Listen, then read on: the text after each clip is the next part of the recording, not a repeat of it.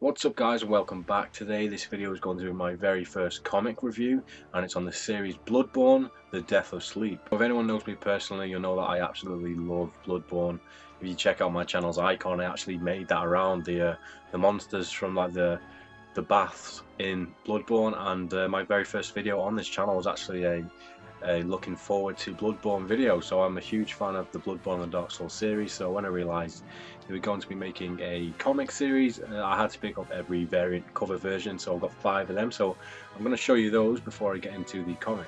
Now I've taken these out of the package just for now. I've read one of the covers once, but I'm trying to keep them as clean as possible just to keep them in the collection. So now this is cover A. Now this is a really nice cover. This one's actually sold out everywhere. They're doing a reprint of it, which is in black and white, which comes out alongside the second issue. So if you really want this artwork cover, then make sure you pick that up ASAP when issue 2 comes out at the end of this month. So this is the first issue. It's basically the hunter in like a doorway, and it's just a pile of dead bodies and monsters, and it looks really cool. So that's cover A. Now here's cover B. This one is like a generic game cover. I think this is what the British game looks like anyway. I think it's either on the reversible side or it's on the side the game came with, but it's an awesome cover as well. So that's cover B. This is cover C. This is a really awesome one. This is featuring the hunter walking through a burning cityscape of Yharnam, and there's like a dead mummified wolf at the bottom, a beast at the bottom, so that was really cool. That's cover C. Now this is the first one I picked up, and this is cover D, and this one is more of like a cartoony sort of vibe on the cover, and this one has the hunter actually in action taking down a number of monsters with his gun and his soul blade. There's a bit of blood on this one, so that's cover D. And finally here we have the Forbidden Planet jetpack variant. This is exclusive to them, I think, which is awesome, which costs maybe 50 cents more if you count them in dollars, so I had to pick up this one as well. So I have the entire 5 cover series of the first issue, and I'm planning to pick up every cover of each issue. There's currently going to be 4 issues in this series, so I'm going to try and pick them all up and give them all a review for you when they come out. So the premise of The Death of Sleep is that you follow a unnamed hunter.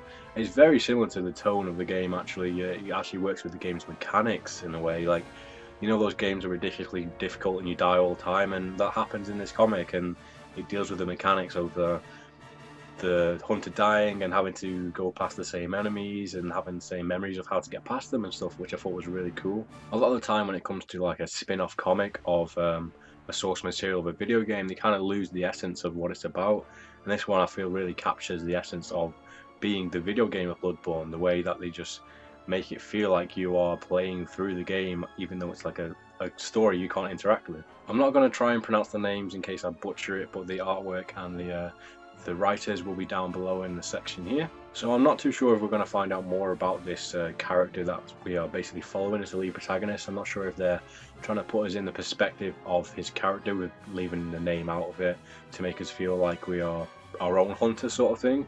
Hopefully we get a little bit more information on him as a character in the second issue, because this one he's basically just been introduced and he doesn't really have anything other than his quest of the hunt of the night. Considering this is just the first issue, we do get a lot of action in this. There's a lot of scenes with the hunter just slaying monsters, and there's a lot of monster variety as well, which I was happy to see. We get to see like the human looking beast, and then there's the full beast, and then there's even like a boss in there as well. Now one of the things about Bloodborne and the Souls series games is that the story is very subtle, and it's given to you through various means other than like cutscenes. You have to kind of figure out the story for yourself by really looking into it, and I think this comic does a really good job of balancing it being a comic for the people who've played the game and people who are new to the series, because it gives you just enough information to figure out what's actually happening in this world of Yharnam. But for the people who really enjoyed the game, there's a lot of cool Easter eggs and details and quotes and stuff from the game, which really adds that extra layer if you have played the game. So if you are reading this as someone who's never heard of the series of Bloodborne before, then you might not get some of the references. It might just look like cool artwork and stuff to you, because there's a lot of locations from the game which are just straight up out of the game. But because it's so beautiful in the way it looks, I'm guessing this is probably going to bring a lot more people who just read the comic into wanting to play the game.